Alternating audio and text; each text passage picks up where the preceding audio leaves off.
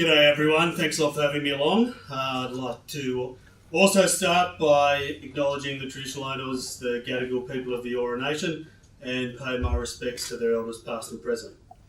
Then I also want to say that I am very much a city person, born and raised here, like a lot of family in Armidale, so I'm going to milk that a lot today as my country roots.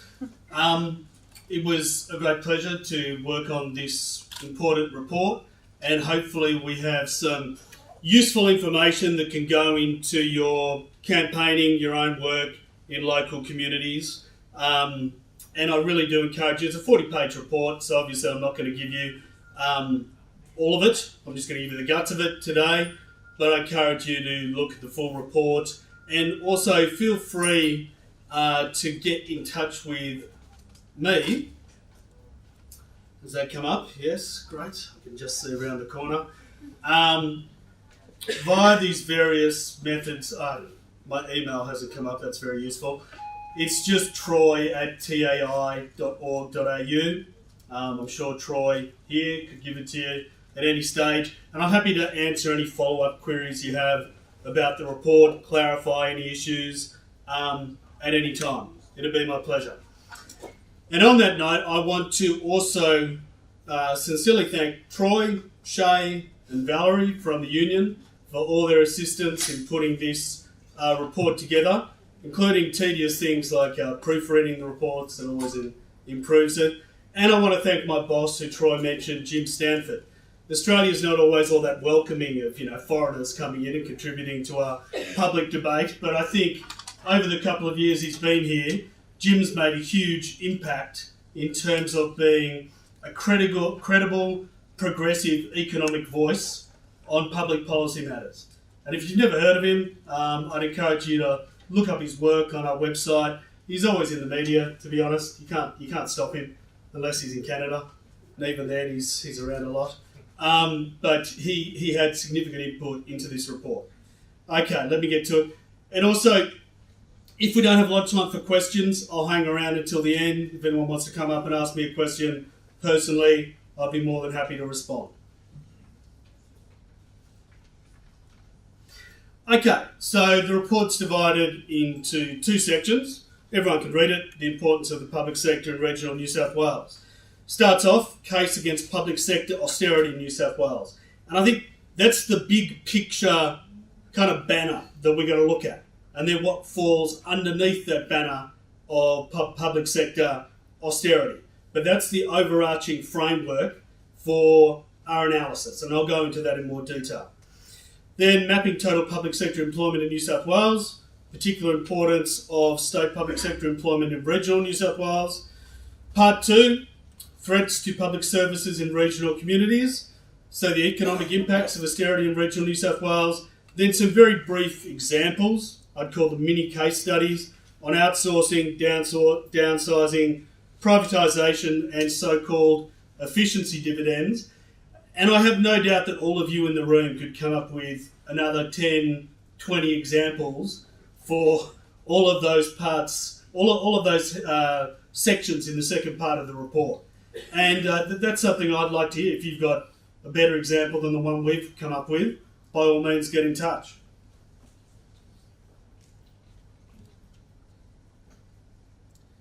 So that's gone off, and so go to the next slide. It's a bit unfortunate for everyone.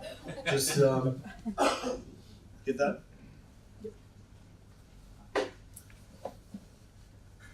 Sorry about that. Computer challenges.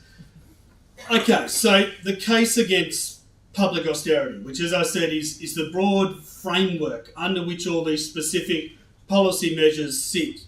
Now, Australian government, state and federal, have been captured by a small government ideology that sees the public sector and public services as a burden rather than a source of growth, opportunity and prosperity. And you'd all be pretty familiar with that, right? We've seen that over the last 30, 40 years, and I hate to use a bit of jargon, but over the so-called neoliberal period, small government, private sector is better than the public sector. That's been something that has been drummed into our heads over and over again. We see it in all these different strategies that I've already mentioned and that I'll go into in part 2. Total public sector employment in Australia fell from around 30% in 1987, so during the Hawke-Keating era, down to 22% during the great Johnny Howard era in the beginning, and then to around 15% today. So it's a pretty substantial decline in the overall share of public sector employment. And New South Wales, our government, and it's not alone, continues to impose public sector austerity, as you would all know, through the New South Wales public sector wages policy that was introduced in 2011, despite having the strongest financial position with surpluses and accumulated surpluses running into the many billions of dollars of any state government in the country. Okay, I will move on to the next slide. There we go. We just have a slide of New South Wales public sector wage cap when it was introduced. You can see the red dotted line, and overall New South Wales wages growth. Now, we're all taught fundamental lesson in social science that correlation doesn't prove causation, right? But we can still look at that chart as an indicator of a reasonable correlation, right, between that dropping off the cliff for wages growth overall and the introduction of the New South Wales public sector wages cap. And we know that a bunch of other state governments have done the same thing, most of them. And the federal level, we've got a wages cap as well. And there are some pretty obvious reasons for this, right? The state government, for example, is the biggest employer in the state. So it can play a role in leadership on wages throughout the state. And other private sector employers might say, well, you know, the state public sector is limiting their pay increases to 2.5%, so we can't possibly go beyond that, or we're not going to be competitive. So you can see how there is at least an argument for the flow-on effects from that public sector wages cap. Okay, here's a trite statement. Regional communities matter. I'm sure you all agree with that. But the public sector investment and public services are particularly important in regional communities. And I'm, of course, talking about New South Wales today, but it applies for all regional communities.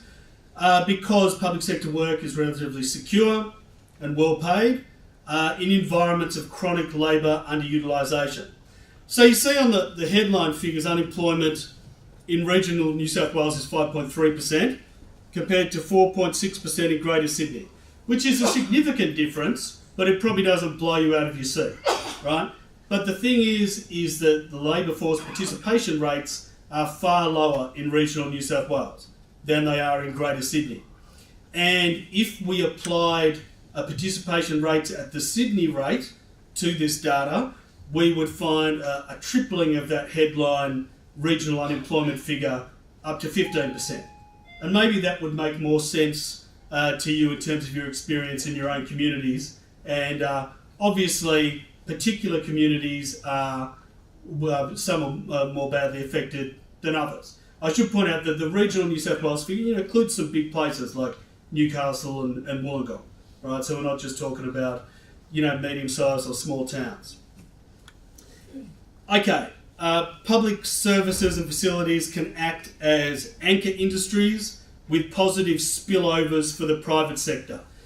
Now that is a bit of jargon. I don't know how many economists we have in the room, but it's not that difficult to get your head around, right? The idea that a school, a hospital, TAFE, prison, whatever else can serve as an anchor industry in a regional community, which is particularly important when the private sector job opportunities are scarce, or that the private sector job opportunities are seasonal, as with tourism and agriculture, or cyclical with resources.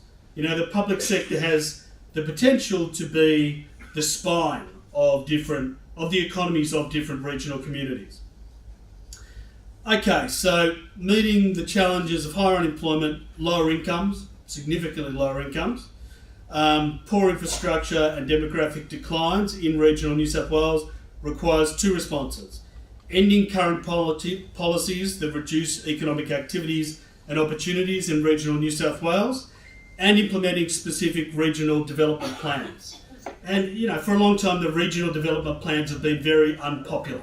That was not part of the neoliberal logic at all, but that logic has come under assault since the global financial crisis of 2007-2008, and maybe there is some more space now for looking at specific regional development plans.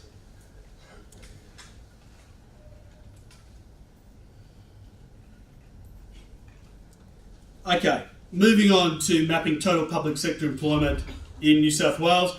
So just a quick point on, we hear a lot from some politicians that the state sector is, public employment is inefficient and bloated, and, there are too many public servants sitting around doing nothing.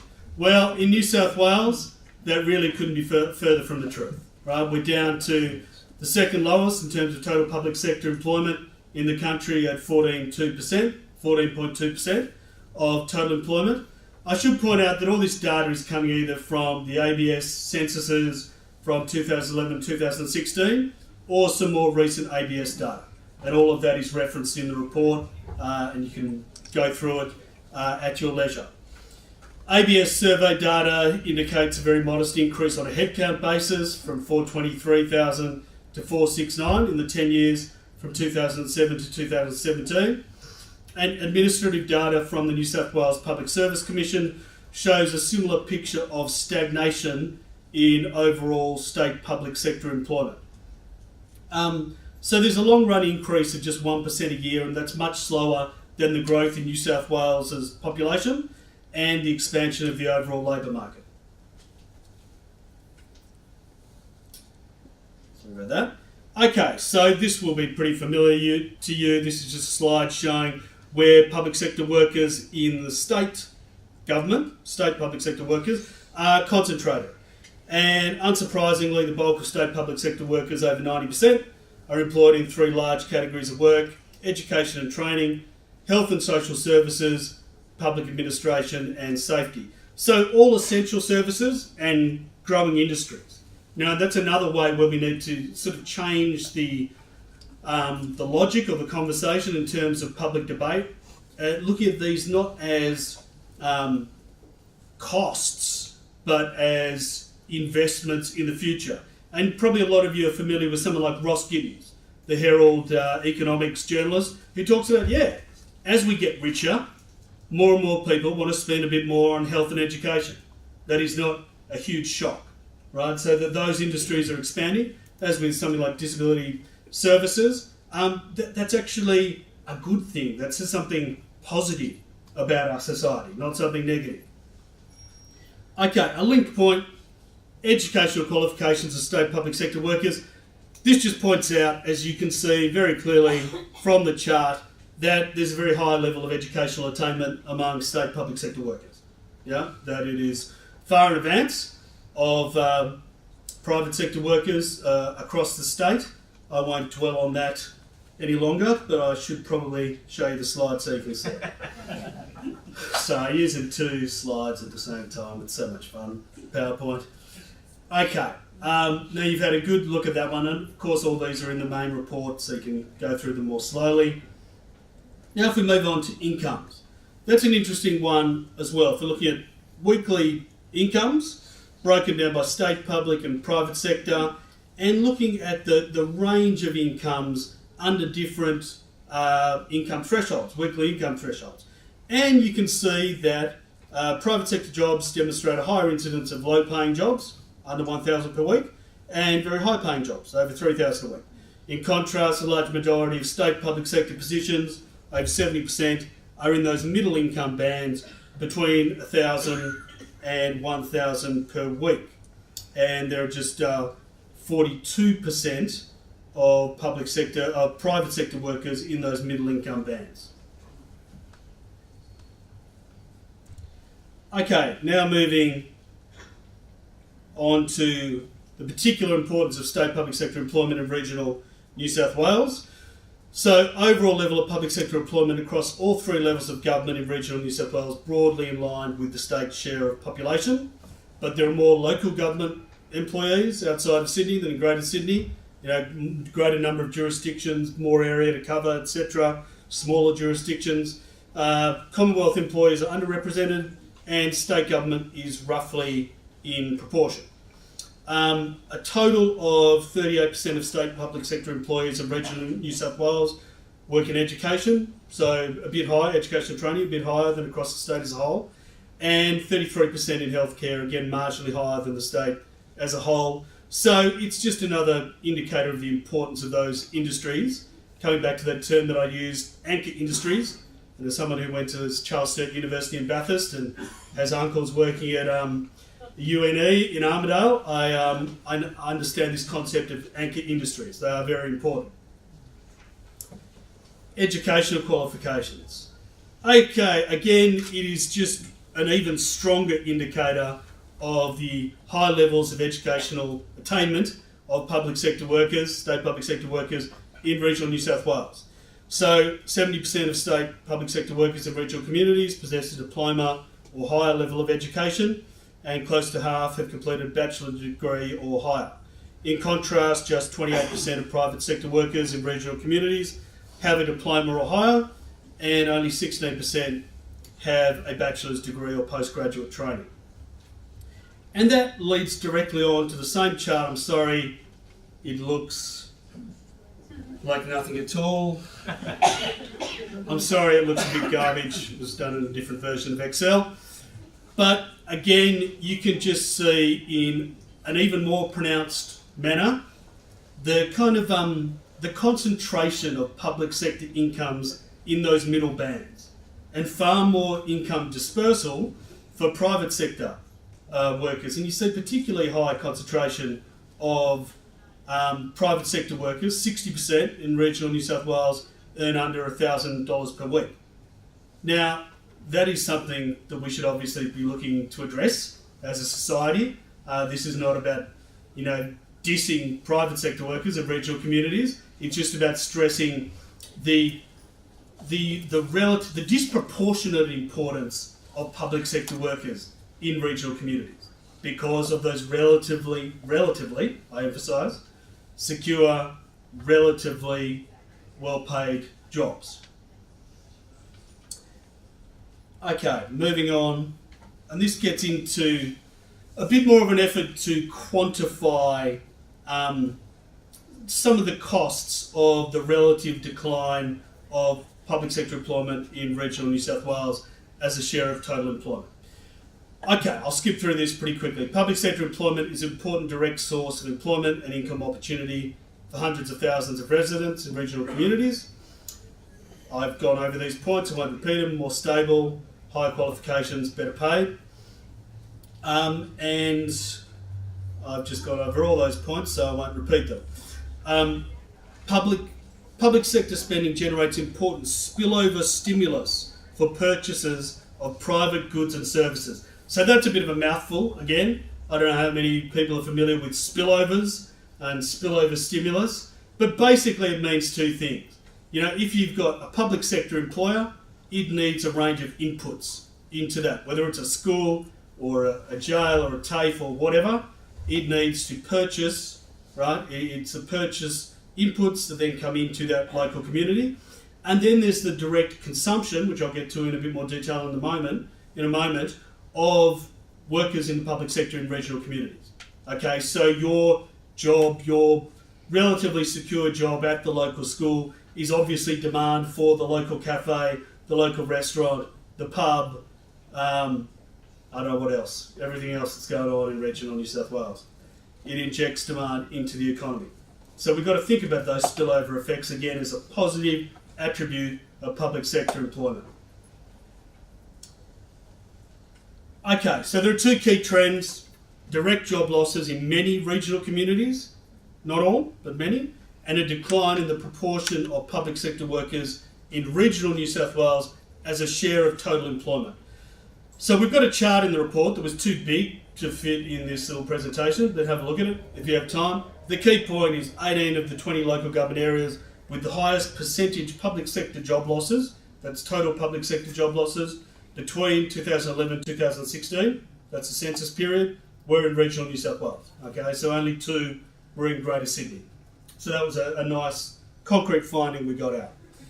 And then the other point is the relative erosion of public sector employment has imposed significant, and I should say just on that other point, the 18 out of 20, all of the top 10 were in regional communities, or with experiencing declines of more than 10% in terms of their losses in public sector jobs. The next point, the relative erosion of public sector employment has imposed significant consequences on regional New South Wales. Okay, so state public sector employment has declined from 11.8%, 11.06% of regional employment in 2011 to 10.67% in 2016. You can read the job losses, 3,900. Total public sector employment, national, state and local, declined from 17.10 to regional employment in 2011 to 16.5.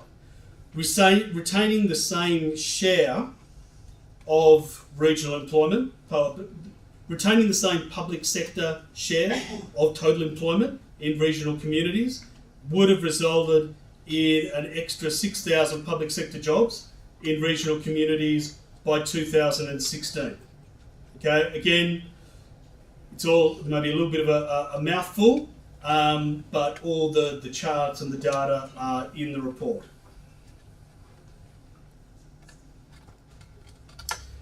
Okay, so that loss of potential employment resulted in foregone wages and salaries worth over 500 million a year in regional communities in 2016 alone.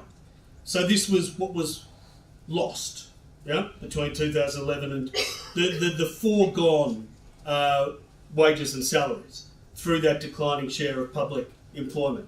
In addition, consumer spending was $330 million lower, GDP $750 million lower, state revenues $150 million lower due to lower economic activity than would have been the case with a continuing proportional role for public sector employment. And those are the cumulative totals, which are obviously larger, between 2011 and 2018. Now, I don't expect you to walk out of this room and remember all those figures, but they're all in the report, and they're based on a range of assumptions that Jim Stanford has developed for some of our other reports. So, for example, that that Australians on average spend 65% of their gross incomes on consumption. Okay, so that's where we get the consumption figure. Then there's something called the economic multiplier. Again, has anyone heard of the economic multiplier? Good, one. Oh, you read the report, Shay, that doesn't count. Okay, so the basic point is that if your economy is not running at full capacity, right? If there's not full employment, which it basically never is. You know, we always have a substantial level of unemployment and underemployment, so underutilised labour resources. When you inject investment into that economy, and it can be private or it can be public, you inject $1 worth of investment, you get more than $1 worth of economic activity out of that $1 investment. And that can sound a bit wacky initially when you hear it, but it's not that difficult to understand, right? Because that $1 it's spent into the economy, it becomes part of someone else's income, who then spends it as part of their income, etc., etc., etc. And there are economists who have empirical estimates of the size of economic multipliers for different types of investment in different situations. And when you've got a situation like regional New South Wales, where you have chronic labour underutilisation, the multiplier can be quite strong. Yeah? So you get quite a lot of bang for your public investment buck. That's the key point coming out of this. And I know I've got to wrap up pretty soon, so I'll keep going. But I just make the point, here's all the data for you. Of course, you're not going to look through this table right now, but just to show you that it is in the report and you can go and reference it. But the point is, these are estimates, okay? These are estimates based on certain assumptions, the best assumptions that, you know, we can come up with, that we can stand behind. But the key overall point is not really that those exact amounts will be the cost of the decline in the relative share of public sector employment in regional New South Wales, but that there is a cost and that it is significant in a whole lot of different ways, right? In the direct public sector compensation, in private consumption, which has spillover effects into the private sector, which affects GDP, which in turn affects state government revenues. And again, this section, it's only 3 or 4 pages long. If this all seems like, what the hell is this guy talking about? Please just go and have a look at that section. And I think on a careful reading, it should become a bit clearer. Okay, the final bits I'm going to go over very quickly. Outsourcing, it's a key plank in this fad of public sector austerity. It involves contracting out services and functions that were previously performed in-house, as you all know. On the one hand, privately provided outsourced services have been critiqued on account for their inflated cost. You know, you'll have a cut in, you'll have outsourced services that end up costing the government heaps more in consultancy fees. We've got some of that data in our report. On the other hand, outsourcing can be a mechanism for governments to shift workers in key sectors onto employment arrangements that offer inferior paying conditions to the public sector. And we've got a mini case study, and thanks again to the people in the union who provide us with some key information on this, on outsourcing the disability services sector, just focusing on the pay differential between public and the non-government sector. Yeah, and again, that data is in the report. Pretty good at doing this, aren't I? Downsizing. It's just a euphemism, so made up word for job cuts. And often goes hand in hand with outsourcing, privatisation and so-called efficiency dividends. Downsizing the public sector in regional New South Wales has particularly negative consequences given the combination of relatively secure and high quality employment in the public sector and the anchor industry argument that I mentioned, function of many public sector industries. And we have a mini case study on the New South Wales National Parks and Wildlife, which was mentioned in the introduction to this paper. Privatisation, that's been the big whammy, really, hasn't it, for the last 40 years? We've had plenty of privatisation, and it's been the key driver of the reduction of total public sector employment as major state-owned companies, everyone remembers Qantas, Commonwealth Bank, etc., we could all go on, are flogged off. The intellectual and economic justification of privatisation has been debunked by great Australian economists, among others, like John Quiggin, who I'd recommend to you. And selling off public assets, surprisingly, is really unpopular with Australians. They don't like it because they've seen the proof in the pudding over the last 40 years, that it doesn't lead to this wonderfully increased level of competition. And I mean, everyone knows your electricity prices are so much cheaper now, right? Once they flogged off all the electricity sector. It's been a huge boon to the citizens of our state, residents of our state. But privatisation still remains an addiction of state and federal politicians looking for a quick injection of cash, and among the class of consultants and advisors who benefit from managing these sell-offs.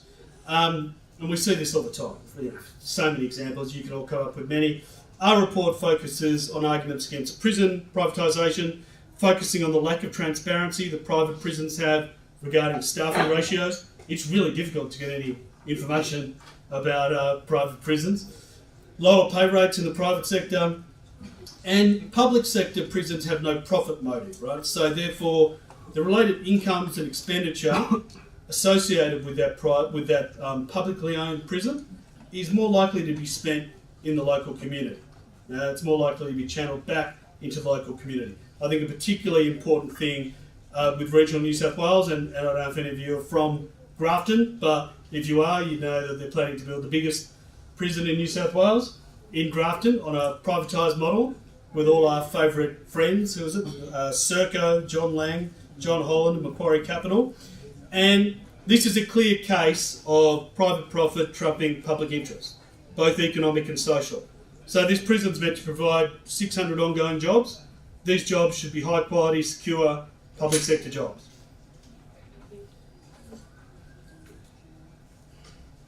Okay, what have I got? -5 minutes? Yeah. Okay. Efficiency dividends. Okay, the blunt, so-called efficiency dividends, blunt mechanism for reducing or constraining public expenditure that has little to do with efficiency. Okay, and we've heard from the New South Wales Treasurer recently that they're still addicted to this. They're going to jack it up from 1.5 to 2% for the next 3 years. And we've got a short case study in our report looking at how these efficiency dividends affect employment and therefore access to arts and culture in regional communities. And we show that employment in those industry subsectors has been lagging population growth for the state as a whole, and state government employment in these sectors of the culture and the arts has been going backwards in absolute terms. Okay, I think I've 3 slides left, so 1 minute each. Oh gee, that's a big slide, isn't it? So I'm going to struggle. Okay, look, I'll skip over the first one. Again, also, I'm happy to send anyone the slides. You flick me an email, I'll send you the slides if you want a quick version. Over 80% of the new jobs in New South Wales that have been created in the last 5 years have been created in Greater Sydney area, okay, not in regional New South Wales. New South Wales' fiscal position is the strongest in the country. There's no legitimate financial, let alone social legitimacy, or social legitimacy for additional public sector austerity. New South Wales public sector is already the second smallest in total employment of any state in Australia. Of the 20 largest local government areas, as I said, biggest job declines have been 18 in LGAs that are in regional New South Wales. Okay, I'm not going to go through all this data again, as that probably did your head in the first time, but you can look it up in the full report. Outsourcing, downsizing, privatisation have a range of harmful social and economic effects on communities in regional New South Wales. To address the pressing labour market challenges being experienced in many regional communities across the state government's commitment to public service provision and employment in regional New South Wales should be expanded and not cut back. And I want to bring it back to one point that a lot of the time in the union movement or in other progressive circles, you're fighting spot fires, right? Trying to beat the latest cut of 10 jobs in your area or 5 jobs over here. And those spot fires have to be fought. That's all important. But strategically, it's also important to think about this umbrella term of public sector austerity and everything that fits underneath it. And what we've tried to show with research is the economic consequences, which inevitably have harmful social consequences, of public sector austerity in general. And that's the umbrella term underneath which sits all these policy measures that need to be campaigned against and to put forward this alternative vision of the public sector as an essential investment in our economic and social health, particularly in regional communities, including those in regional New South Wales. Thanks a lot.